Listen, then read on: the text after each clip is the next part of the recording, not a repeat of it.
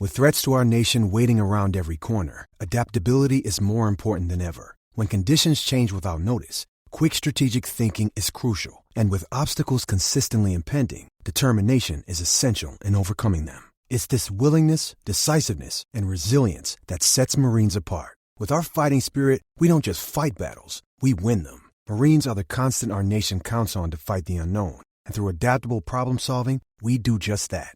Learn more at marines.com. Getting engaged is a moment worth cherishing. A one-of-a-kind ring that you design at Blue Nile can help your love sparkle. Just choose your diamond and setting. When you've found the one, you'll get it delivered right to your door. Finding the right engagement ring can be nerve-wracking. At Blue Nile, you'll have the expert guidance needed and a diamond guarantee that ensures you're getting the highest quality at the best price. Cherish all of life's moments and save up to 30% at BlueNile.com. That's BlueNile.com. It is Ryan here, and I have a question for you. What do you do when you win? Like, are you a fist pumper, a woohooer, a hand clapper, a high fiver? I kind of like the high five, but if you want to hone in on those winning moves, check out Chumba Casino. At ChumbaCasino.com, choose from hundreds of social casino-style games for your chance to redeem serious cash prizes. There are new game releases weekly, plus free daily bonuses. So don't wait. Start having the most fun ever at ChumbaCasino.com. No purchase necessary. VGW. Void where prohibited by law. See terms and conditions. 18+. This is Anything But Footy, your unashamedly Olympic and Paralympic sport podcast. With the festivities and the holiday season upon us, a lot of our key sports that we talk about every week on the podcast have wound down for the Christmas and New Year period. So, as we look forward to that Christmas and New Year period, John and I are just going to reflect on some of the major sporting events, some of the major personalities, and some of the big events that we have been to and been lucky enough to witness. I'm Michael. And I'm John, and over the next half an hour or so, as Michael says, we're going to look at some of the things that have stood out for us in our Olympic and Paralympic reporting careers. If you're a new listener to the podcast, you may not know all of the stories that Michael has told. Please go back and listen to them. We won't be repeating them again, generally about the Gold Coast. But no, we will be looking back at some of the things that have grabbed our attention, some of the people that have grabbed our attention. And like we said when we originally set up the podcast, is to talk about sport that doesn't get the spotlight that it deserves week in, week out. I'm interested to know, what was your first then Olympic memory? What has brought you to this point where you are passionate enough to start a podcast about Olympic, Paralympic sport off your own back? And I'm presuming the first memory is an Olympic one for you. Yeah, and I think I touched on it in probably episode 1 of the pod, so I'm not going to repeat the 1984 and LA and Torvalendin and Sarajevo, but that was when it kind of got into my consciousness. But looking back, I think 1988 was probably the moment. I was kind of 10, 11, 12 years of age, and I thought, this is brilliant. And it happened to be in Seoul, so you woke up in the morning and there was stuff had happened all night, and there was stuff going on up until lunchtime. And I can remember watching Grandstand, as it probably was, Olympic Grandstand or Olympic Breakfast or whatever it was then. And the things that made me realise what an amazing sport it was, because I'd grown up as a football fan and knew football and been to football by that point, that there was so much more to sport than just football. And the grainy pictures of Redgrave and Andy Holmes in the rowing really stood out for me, and they won that gold medal. And they were grainy pictures. If you think back to what it was, the kind of colours all merged together and the like. And look, I was fortunate enough to then work with Andy Holmes on the boat race a few years later, and sadly he's no longer with us. But that was probably one of my real memories of those games, and why I've been a passionate supporter of rowing since. I ain't a rower, as you know, Michael. I'm not the size. You could be a cox. That's very unkind of you. Flojo as well was the other reason. The nails and how fast she was just really stood out. Again, in that. Sadly no longer with us. Exactly, died at the age of 38. And then the men's hockey victory over Germany. And, we've talked so much in this podcast about the women's hockey gold from Rio, but actually watching that on the television, watching that gold medal, and Barry Davis, again, I was very fortunate to work with him a bit later on, that famous quote, "Where were the Germans? Frankly, who cares?" That really made me go, yep, I'm an Olympic fan. I think, and I've told the story before, Torvill and Dean, probably the first moment. I remember watching that on a black and white TV in my sister's bedroom. I didn't know they'd worn purple for years. But I think when it came round to Los Angeles, 1984, I remember waking up, getting up every morning, dragging the quilt down, getting on the sofa and watching, as you put it, Olympic breakfast in 1984, the Chariots of Fire theme music that was used by the BBC. And I think the difference back then with Olympic Games to now is we were still very much then in an amateur era. And I think, with all due respect to our current Olympians and Paralympians, medals were harder to come by. And when Great Britain and Northern Ireland, because Team GB wasn't a thing back then, when Great Britain and Northern Ireland won a medal in Los Angeles, it was big news. Roll on to Rio, and you're winning maybe 7, 8, 9 medals a day in that middle weekend when you've got rowing finals and cycling. So again, and it's amazing that the names that we've spoken about no longer with us. The one name that really stands out to me and has stayed with me from Los Angeles is the name of Malcolm Cooper, and he was a shooter, and he won a gold medal. He is no longer with us. And a lot of people talk about Steve Ovett and Seb Coe and Steve Cram and Daley Thompson. Those are the names that everyone remembers from LA. And my main memory of Steve Ovett was he wore a kind of different type of vest to the others. It was kind of like a string number.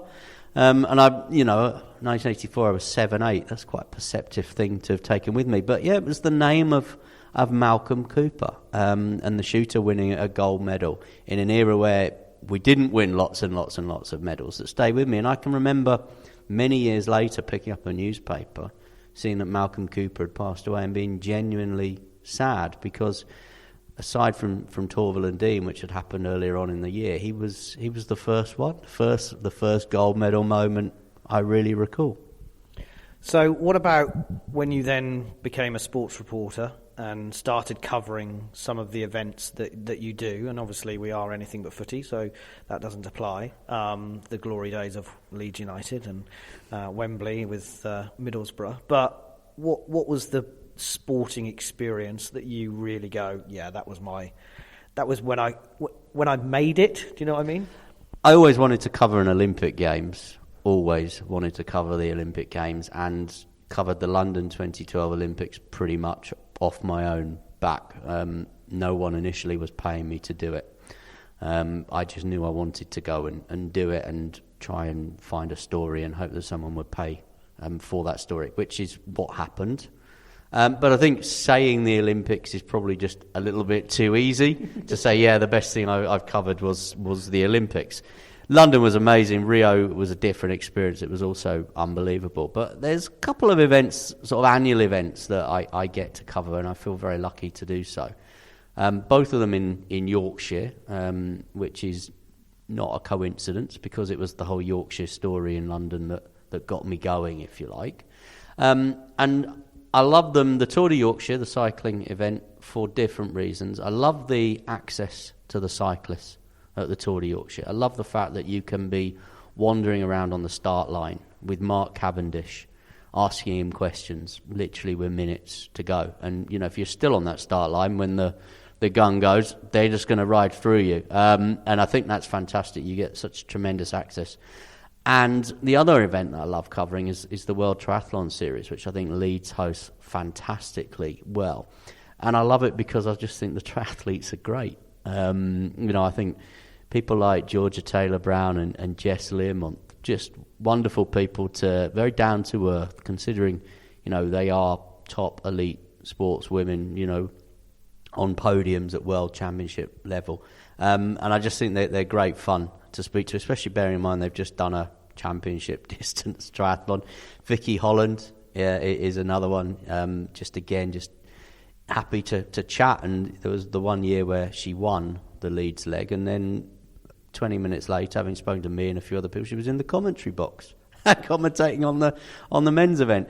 And I think the people of Yorkshire and Leeds have really taken that event to heart, and they line the streets from Roundhay Park and all round the city centre. Not always great weather for it. And I just think those two events, they're not the events that get all the massive headlines like a Cricket World Cup would in this country or a Rugby World Cup would in this country, but they are two events where so many people come out and see them and clearly love them. And one of the events that I had the fortune of covering, and it does get a lot of publicity and it does get a lot of focus on it, is Wimbledon. And I'd always gone to Wimbledon. I was lucky enough to go with my dad and my sister and queued in the days where actually if you did join the queue you could still get in. Well, if you go now, I mean, I've done it quite recently and you're not getting in till 5 o'clock, 6 o'clock in the evening, having been there since 10 o'clock in the morning or whatever.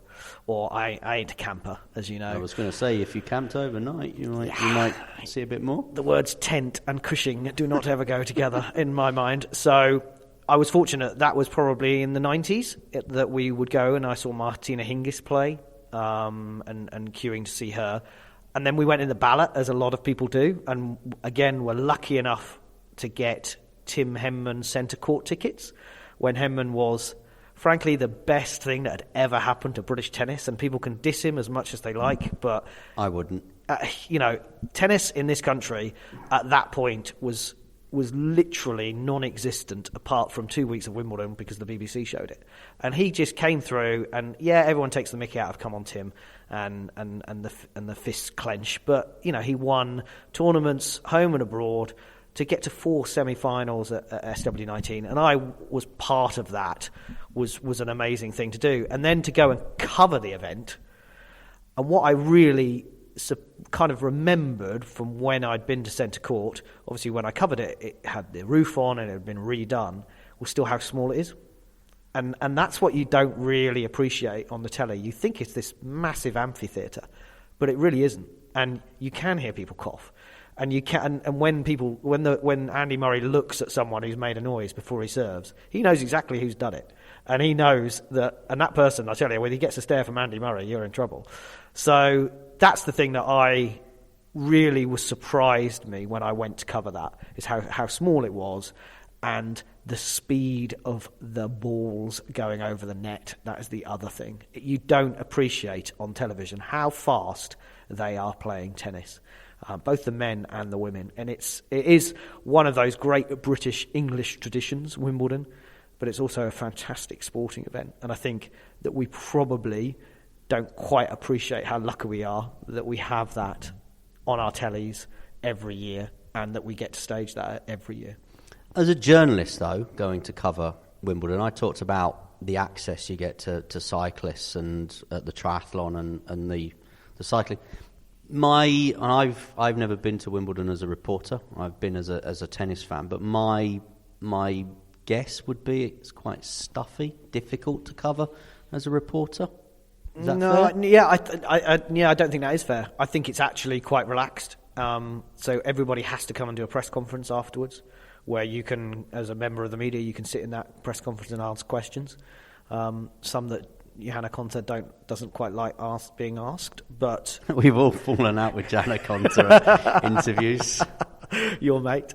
But you can also, you can be a rights holder if you like, which means that you pay the All England Club to be able to broadcast live from there, and you can request interviews with athletes.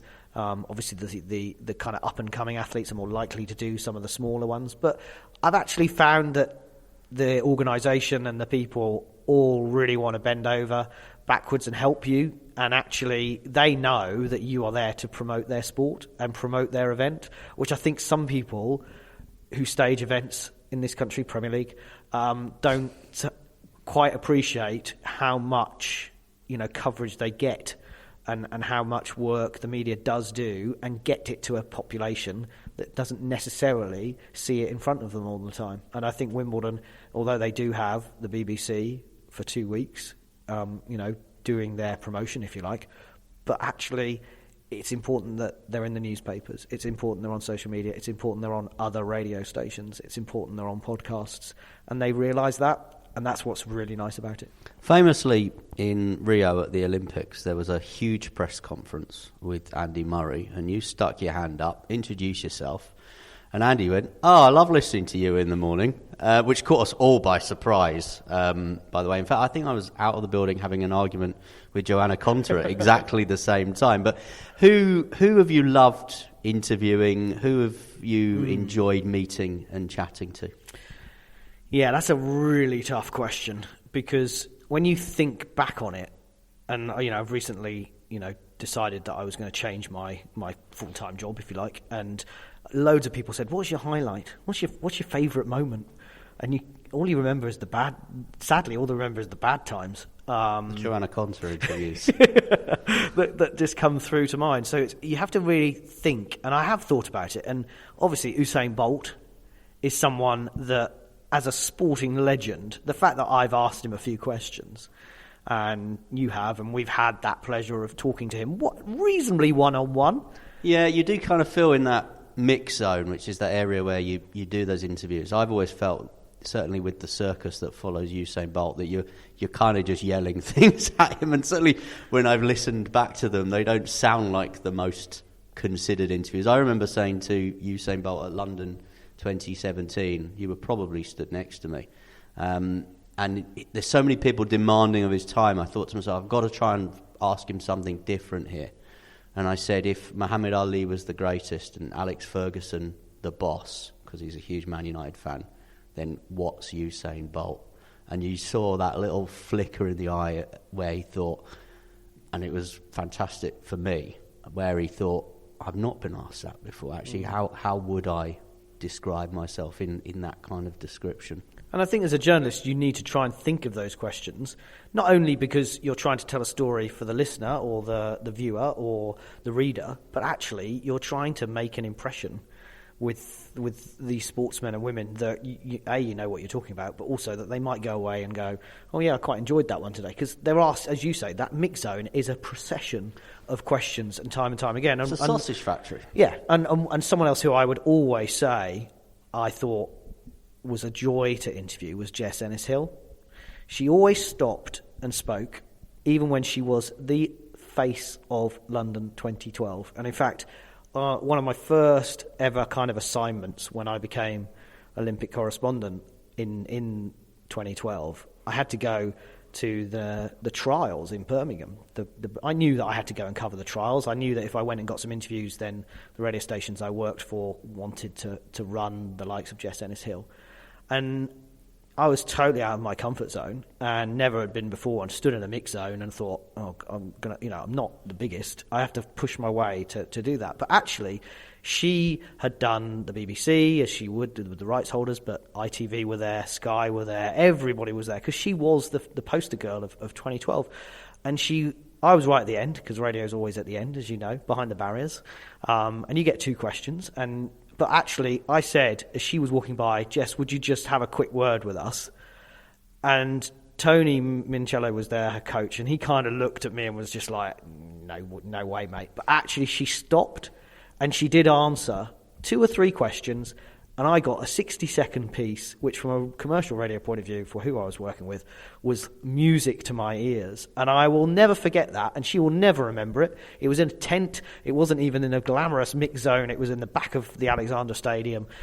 But she always spoke. And even in Rio, where she came out, and she would have been gutted that she got a silver medal in Rio, wanting to defend that decathlon title. But she came out at 7 o'clock in the morning and spoke to us outside. And actually, so yes, I've spoken to Bradley Wiggins. Yes, I've spoken to Mo Farah. I love Max Whitlock as well, who's currently around, and I love interviewing him. But for me, Jess is probably up there for the best interviewee. The person you'd never get a 60-second interview from in the world of athletics is Greg Rutherford. There is a guy that likes to talk, but is worth listening to, because what I've always enjoyed about the time I've spent with Greg is he has opinions, and he has some strong opinions. And in this job, you're often after a line, if that makes sense. You want a headline. And Greg was always willing and able to give you a headline, whether it was attacking the organisation that paid his wages because they didn't put the British flag on a vest, whether it was attacking doping cheats, if you asked him about that. And I've said this many times, part of the problem around doping for me is that not enough of the big-name athletes seem that bothered about it when you ask them. Greg Rutherford did seem bothered about it.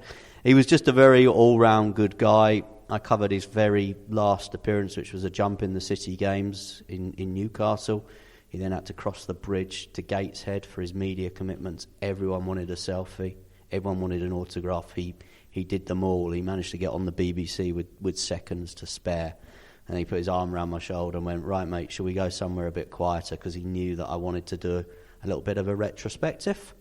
And, I've maybe interviewed him a dozen times. I once turned down the opportunity of interviewing Roger Moore to interview Greg Rutherford, which in hindsight, I wish I'd gone and spoken to James Bond, because I spoke to Greg Rutherford loads. But I think just an all-round good guy, a mix-zone hero. I just want to mention one other person, that's Justin Rose, because going right back to where we started, talking about trying to sort of make an impact with these people. First time I met Justin Rose was at the Open, just ahead of the Rio Olympics. I think it was in Troon, big press conference. And I thought, how am I going to get Justin Rose to answer my question? And then when he gets to Rio, at that point we didn't know he was going to win the gold medal, but when he gets to Rio, maybe have a glimmer of recognition and want to do more interviews with me. And so I said, Mo's got his Mobot, Usain's got his lightning bolt. What are you going to do on the final green when you've won a gold medal? Which was quite a prediction at the time. And we came up with this idea that he was going to do this rosebud, which was this silly dance thing that he came up with. And then we got to Rio and he came to see us and he remembered it. He remembered the rosebud, and then when he won his gold medal, his agent was desperate to drag him off, but he was happy to stop in the car park in the dark and do another interview with me. So he's another mix-zone hero. This is Anything But Footy, your Olympic and Paralympic podcast. As we are enjoying the festivities, about to head into them, we thought we'd look back at some of the events and the experiences that Michael and I, have had covering Olympic and Paralympic sport. And you mentioned there about Justin Rose, and that might be the answer to the next question, is your best Olympic moment which you've witnessed. Well, seeing Justin Rose was right up there. I'm a huge golf fan. I didn't join in all the hullabaloo about golf shouldn't be in the Olympics. I thought it's a great sport to go into the Olympics, and certainly in Rio, where I hope it maybe helps develop the game a little bit.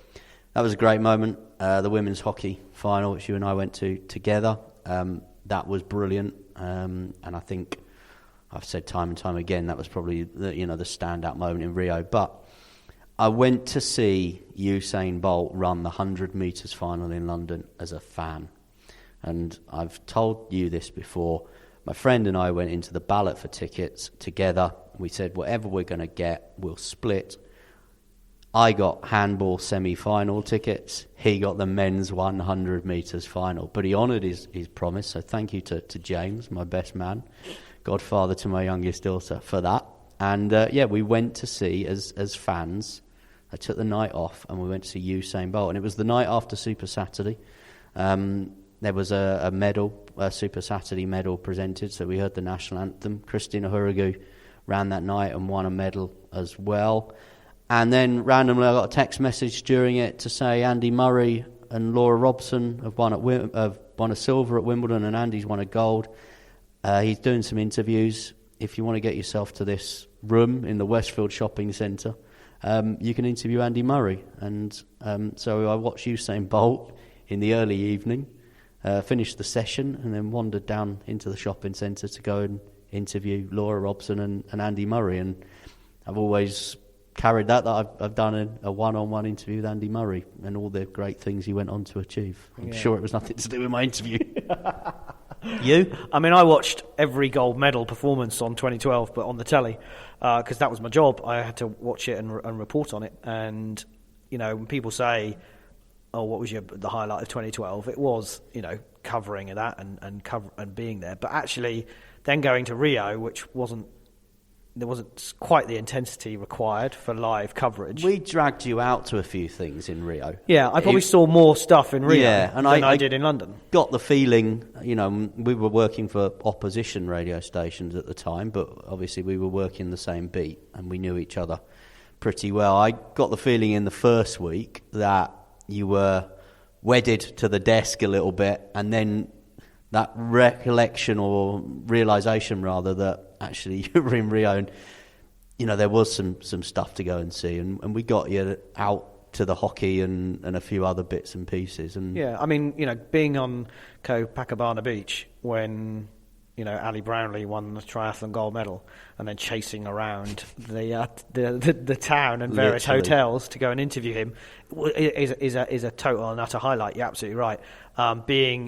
We're not talking about footy, but being in the Maracanã and seeing Neymar score for Brazil in the Maracanã, you don't get life experiences like that on an every day or every year. But I had to look on my Twitter account, bizarrely, when I was thinking about this question, and on my pinned profile is still a picture that I took being in the velodrome on the 12th of August 2016 when Sir Bradley Wiggins and the Team Pursuit British team won the gold medal. And it was his 5th gold medal. It was his 8th medal overall. It was a record at that point for a British Olympian. And then I got to interview him a couple of days later on a one-on-one. To that is that what happens at those events is a couple of days later, as you say, they will the big names, the biggest names, will be put up for media, but they will only do one television interview, one newspaper interview, one radio interview, and then that radio's interview circulated to everyone that wants it. And you were the one selected to do the interview on behalf of all the rest of us with Bradley Wiggins. And and there's a lot been said about Bradley Wiggins, and there's a few question marks hanging over him and his career. But I remember back in London in 2007 interviewing him when he was a virtual unknown, and London was about to stage the part of the Tour de France, and he was the face of British cycling at that point, coming through. And I really liked him then, and I continue to have liked him. And interviewing him in Rio, he was different. And I asked him about Tokyo, whether he would be around for Tokyo, and obviously he's not, and he's gone and done other things, which I think is probably the right thing for him to do. But I think it's one of those moments where to be in a velodrome, and I've talked about this a lot on a podcast, the velodromes are an amazing atmosphere.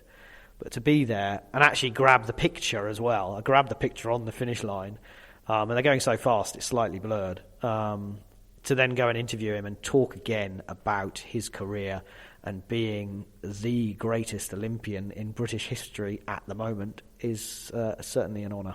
It was a good interview as well, because you had to send it to me to circulate, and I enjoyed listening I had the to pressure. I had the pressure, though. That's the thing, when you're the pool, you can't get it wrong. And you have to cover all the bases, of course. If you had one Olympic wish, then for the future, if you could wave your magic wand, what would you like to do? This one's a really easy one for me, and I go back to what we talked about at the start. Seoul, 1988, was the bit where I realised the Olympics was what I enjoyed and thought was brilliant. But one of those moments was Ben Johnson getting stripped of his gold medal, and you kind of hoped that drugs would not still be as front and centre as it is. And as we approach Tokyo, Russia have proved that it is still a major part of the Olympics, unfortunately. So for me, my one Olympic wish would be that every drugs cheat gets caught and thrown out and we never see them again. I don't care about their human rights. It's utter nonsense to say that they can come back, as Justin Gatlin has done several times, and compete. Go and have another career. There's nothing in the world that says you have a right to run. And if you've broken the rules, then you deserve to be thrown out. And that's what I would like to happen in the future, is a clean sport. And I'm not one of these people who wants to just say, oh, let them take everything. No, it's about man versus man, woman versus woman, and sometimes, as we progress in the Olympics, men versus women as well, which is great to see. But that's all, and the drugs should just not be there. Well, you've gone for a pretty serious Olympic wish, and I can't disagree with a word you've just said, and I wish I'd thought of that myself as the answer. My Olympic wishes are slightly more flippant. I'd love to see squash in the Olympics. It's never going to happen. Well, I wouldn't say never, but I just think it's when you go back to this idea that winning an Olympic gold medal should be a pinnacle. It would be for squash, and they've worked so hard to develop the experience of watching a game of squash that, I would have loved to have seen the likes of James Willstrop and Nick Matthew, having watched them at Commonwealth Games level, and how exciting their matches were. I'd have loved to have seen them have the opportunity. And I do wonder, in that, when Seoul in '88 hosted, they brought in taekwondo as a demonstration sport, whether London could have maybe done something similar, because, Great Britain had two of the top squash players in the world.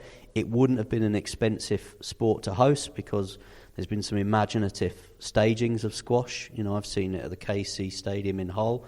I've seen it in shopping centres. So I think London maybe could have put it on as a demonstration sport. I don't know that, but I kind of wish it would. But I think my one Olympic wish would be to see the Olympic Games come back to Great Britain. But I don't want it to be back in London. I just think London hosted what was just a perfect 17 days. Wasn't perfect, but it was a fantastic experience. And I just don't think we'd do it quite as good again, or because we've already done it once, we wouldn't have that fervour and excitement. So I look around and think, well, what is the next best city? And I don't think there's an appetite of the IOC to go to Manchester or to Birmingham, as good as Commonwealth Games hosts as Manchester was, and Birmingham will be, I'm sure. Glasgow. I think Glasgow is got to be the next in line, and I think a Scottish Olympics in Glasgow, that and a lot of the facilities are there. It could be Glasgow and Edinburgh as well. Yeah, I think it would so have close. to be. It would have to be, because you'd need to use the Commonwealth pool like they did in Glasgow 2014 for diving, for example. You'd obviously need to have Hampden put back into an athletic setup. But as the pool of potential Olympic host cities shrinks, if Great Britain was ever to have a tilt at it again, and I'm not sure that they will anytime soon, Glasgow would be the one for me. It might depend on a certain vote over the next few years. Talking of what will be coming up in the next few years, a prediction for Tokyo 2020. A few predictions for Tokyo 2020. I don't think Great Britain will be as successful as they were in Rio. I think there'll be a lot of sports where medals were won in Rio where we will struggle to win medals. I think rowing and probably track cycling will be down. I think I would be very surprised if there's a replica of the hockey medal. I can't see the men or the women at this stage getting a medal. Same with rugby sevens. So I think that Great Britain, unfortunately, I still think they'll be successful. I still think they'll be in the top 6 to 8 on the medals table, but I can't see them being as high as they were. But if I was to make one prediction for Tokyo 2020, that is that Tom Daley will carry the Great Britain flag in on the opening ceremony. A man that went to the Olympics as a boy, age 14, in Beijing, won a medal in London, was box office Saturday night TV, the last Saturday night of the games, and primetime BBC One. Went to Rio, got another medal, then really just got it all wrong in his individual event as well. Has been just a fantastic ambassador. Diving in this country is pretty much, I know Pete Waterfield obviously came before him, but diving and the programme in this country has pretty much been based on his success at Olympic and world level. And I think the athletes and the sports will recognise that and give him the flag to carry.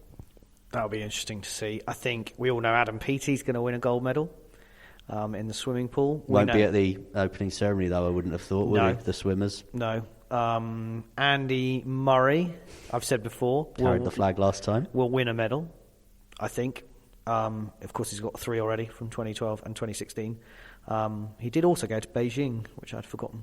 Didn't Tim work out Henman there. won a silver medal at the Olympics. He did of course, in '96. Well. A lot of people forget that in Atlanta. Atrocious games for Great Britain. Actually, Neil Broad and Tim Henman won a medal. So come on then, pushing you on your prediction. So the one prediction, got a mince pie to eat. Adam Jamili is going to win a medal, an individual medal, in these sprints, more likely the 200 metres, because I think he'll learn from his mistake at the Doha World Championships where he led with about 20 metres to go and rocked and rolled over the line to finish fourth, and he finished fourth in Rio, and I just think it's his time.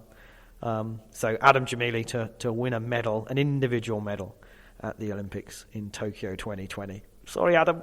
Well, hopefully we've outlined our Olympic and Paralympic reporting credentials a little bit for you there on what has been a slightly different episode of Anything But Footy. Don't forget, of course, your weekly dose of all things Olympic and Paralympic sport. You can find us online, of course, at anythingbutfooty.com. We'd love to get your messages over the holiday period as well, so if you want to drop us a tweet, it's at anythingbutf.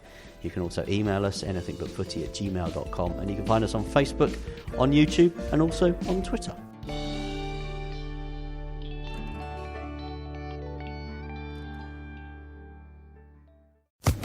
Social Podcast Network. With Lucky Land Slots, you can get lucky just about anywhere. Dearly beloved, we are gathered here today to... Has anyone seen the bride and groom? Sorry, we're here. We were getting lucky in the limo and we lost track of time.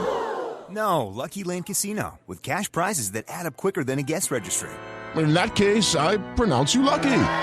Play for free at LuckyLandSlots.com. Daily bonuses are waiting. No purchase necessary. Void where prohibited by law. 18+. Terms and conditions apply. See website for details.